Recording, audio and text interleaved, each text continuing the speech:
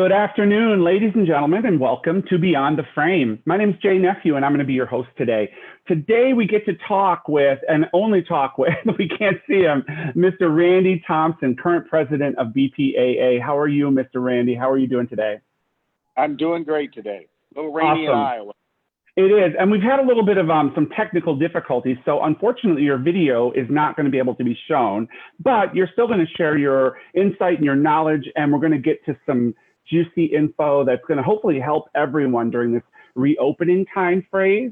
Time phase, that's right. It's a new word I just made up. So we can make things up as we go sometimes now. Randy, you own Great Escape and Social Eatery and Eats and Crafts. That's right. Social Eats for craft beer. Correct. You've got how many on tap there? 30. We have 30 different craft beers on tap. That's going to be amazing. So you are, you haven't been able to be open obviously during this time, but you've been doing, much of what everyone else has been doing with your facility. You're relatively new, so you don't have a lot to fix, but I'm sure you've been attending to the plan of how we're going to reopen. Now, tomorrow you get to reopen your restaurant, correct? Correct. Eats and Crafts will open tomorrow and be open 7 days a week. Nice. So tell us about the best practices and tools that you used during your closure as you were planning to reopen. Tell us a little bit about some of those things. Well, we shut down on March 17th for the first couple of weeks, we weren't able to do too much.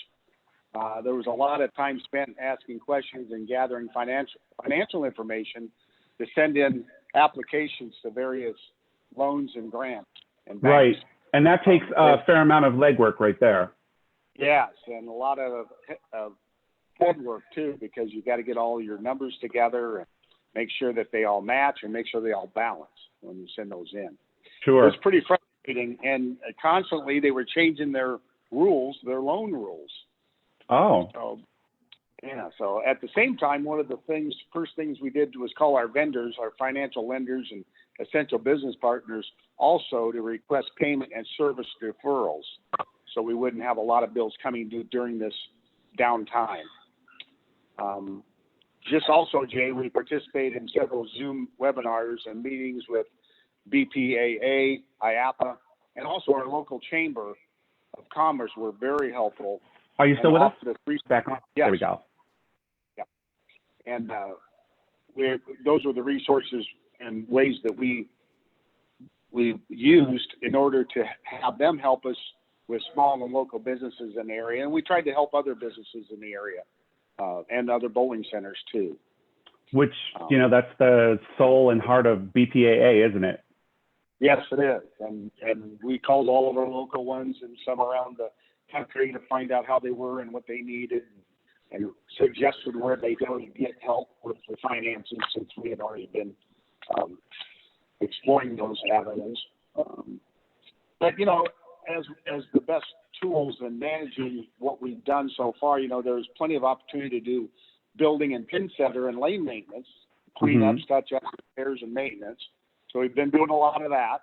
And we performed some exterior work, including lawn maintenance, some landscaping, and then we striped our parking lot. So we've done a lot of maintenance things that you really wouldn't have time for with a full house like we sometimes have. So there were some good things about it. The income not coming in was not so good. Not so good, yes. So tell me about some of the ways that you've stayed engaged with your staff and your customers during this time. Well, we've continuously sent information out to the staff and let them know that, we will be contacting them through emails and phone calls while waiting to find out, when we can reopen. Right. Our managers and employees have been taking the BPAA's on-demand COVID-19 social distancing and personal hygiene courses to be prepared for our reopening. And okay. We just utilized many resources, Jay, and suggestions offered by BPAA and the restaurant industry by financial institutions, our CPAs, vendors, and our Iowa State COVID-19 resources. There's a lot of factors, a lot of arms of that you have to deal with. You know, not only do you have to look and see what BPA and others like bowling entertainment facilities are offering, but now you're looking at what other restaurant facilities. And then on top of that, you're layering in what the government's requiring or suggesting. Yeah, and that's changing all the time. Minute by minute, as we hear. It's a moving target. So yeah. we call it. Another awesome. thing that has helped us. Another thing that has helped us, Jay, is participating in webinars just like this one and Zoom meetings related to health and safety of our employees and guests. So we're ready to open up, for example, opening up tomorrow with our restaurant. We've gained a lot of knowledge and we'll be ready, hopefully in a couple of weeks, to open up the bowling center because of that knowledge gained. But, you know, our guests have been providing continual communication through our website and social media. We've been providing them information, pictures. We miss you. You know, here's what we're doing to make the place safe when you do come back. And that's one of the most, go ahead, sorry. Oh, go ahead.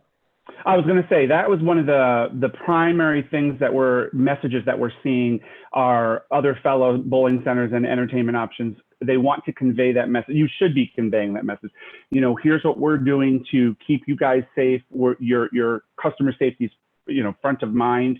And these are the steps that we are following to reassure your customer base that, hey, this is a place that you can come, let go, forget about the troubles of your life, and enjoy yourself here. Yep. Safety and cleanliness are probably the two things that they want to see and they want to hear. Correct. They, you know, also, BPA has been sending us several clever memes to use on social media to keep bowling top of mind and remind the public that bowling is back. Yes, they've got a beautiful set of tools that you can use as an operator to keep that message forward. And they do a wonderful, we've had Frank DeSocio on talking about some of the things that they've been creating and putting out there for use. So I'm glad that you're able to capitalize on that too. Yes, and they've done a great job. So I encourage everyone to go to the websites and look for those resources. Yes. You know, another item, in the case of the restaurant, we opened curbside to go, food to go. We always had food to go with DoorDash, but we expanded it and have been doing pretty well with curbside to go. In fact, it might be a new revenue stream for us as we open up tomorrow. But we've been posting weekly features of our food and how we are safely distributing our food to the drive-up customers. Masks, gloves.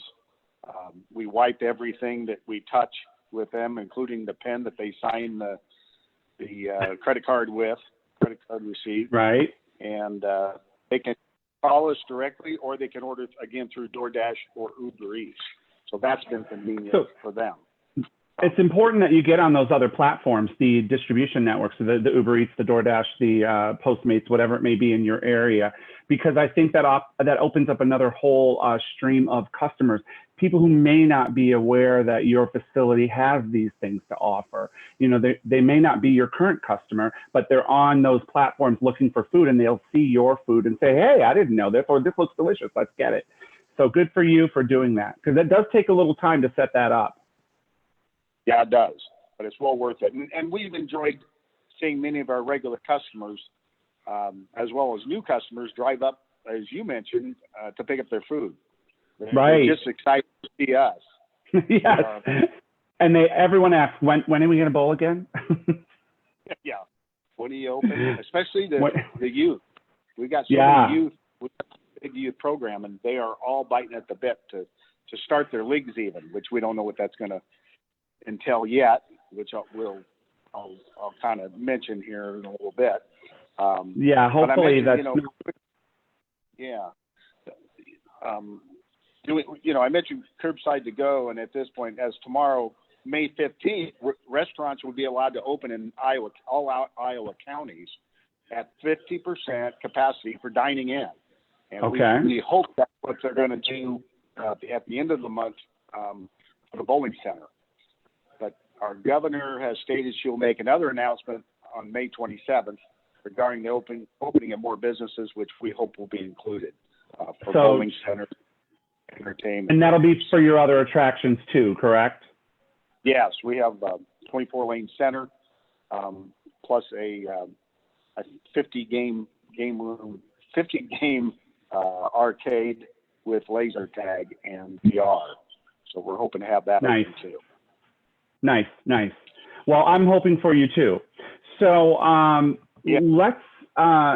let me ask you this. You talked about the youth bowlers, and I know that you've always been a proponent of youth. What is your plan to get them back in? Do you think you're going to have a limited capacity, or because of the here's the thought process that I've heard from some proprietors, the restrictions are on my maximum capacity. So if your maximum capacity for your building is say 300 and you can only have 150, but you've got 24 lanes, it's not unreasonable to have a full youth league in there. You might have only 100 people in the building. Is that something that you're going to try to, push to get the most out of? How do you envision that working?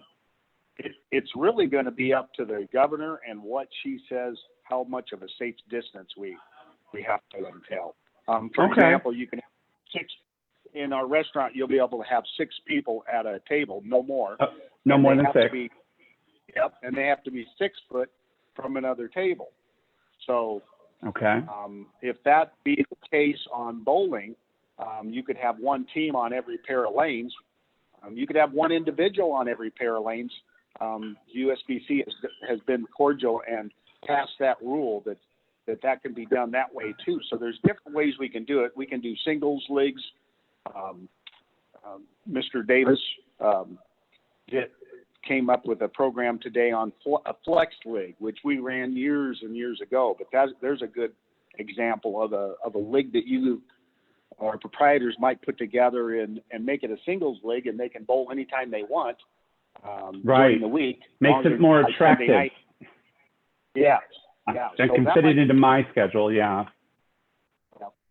And that just came out, I think, on the BPAA website. Came out to all the proprietors, so you might look into that. That's where he had that video. So I think those are different things that we can all do. Yeah, and we've got the links to BPAA resources on our webpage at QubicaAMF.com, along with our resources also, obviously. So I think a lot of proprietor and operators are looking for as many resources as they can find to see what resonates best with them. And, I've always said there's no one size fits all. What we post and what BPAA posts and what other entities post, they're all valuable because you might find pieces of each that you like, and you can do what you need to do to make your business successful. So I appreciate you mentioning that. Well, we're about time to wrap up our conversation. But before we go, I do want to ask you what I like to ask a lot of people. What suggestions or advice can you give to other owner-operators or proprietors to guide them as they reopen and resume their businesses? What's your message to them? Well, not to tout the BPAA, but they have done a lot of work on putting this together on the Bowling University resources. And you can go to www.bowlinguniversity.net and look at the resources, but they have suggestions and guidelines for reopening and resuming operations, including the bowling area, the staff, the food and beverage. It's got attractions, marketing, resources, and media preparedness. So those are things that are hot topics and ways for you and all of us to open back up in a safe environment. And, the other day there was a survey done by one of the state BPAs, and it showed that 86% of the proprietors were worried about what the customers were worried about was their safety when they came into the building. So we have to maintain that. It's going to be a culture that we're going to have around for a while, and maybe forever. Who knows how long the change is in for. We're going to really have to look like we are and for the customer safety and employee safety too. For sure, for sure. For sure. Well, I really appreciate, Randy, I really appreciate you talking with us today and sharing your insight. And I thank you for your service with BPAA. And I look forward to hearing some amazing stories about Great Escape and, of course, Social and all your craft beers. I wish I was a craft beer drinker because then I'd really want to go and try them. It's not my gig, but I know millions of people who do. So I'm sure they're going to be lining up to get in, hopefully tomorrow, to sample some of those. Yes. That's right. All right. Well, good luck to everybody. We will come back. Bowling will be back. Bowling definitely will be back, for sure, for sure. All right, and we'll be back next week. On Tuesday of next week, I'm going to have Chad Murphy, Executive Director of United States Bowling Congress here, and we're going to talk openly and frankly about some of the league things that were, some of the provisions they've made to allow owner-operators to run league as flexible as they can. And we've talked about one of those things already today. But Chad's going to be here on Tuesday. And on Wednesday, we'll have another webinar in our series of webinars. Natasha Kipper will be hosting that webinar. And on Thursday, Dottie San Martin will be back to host Beyond the Frame, and she'll have a special guest with her as well. So on behalf of QubicaAMF, Jay Nephew, myself, and of course, Randy Thompson, I appreciate your time today. We thank you for joining us. And as always, we want you to stay in the right frame of mind until we meet again. Take care. Thanks, sir. Thank you, Randy.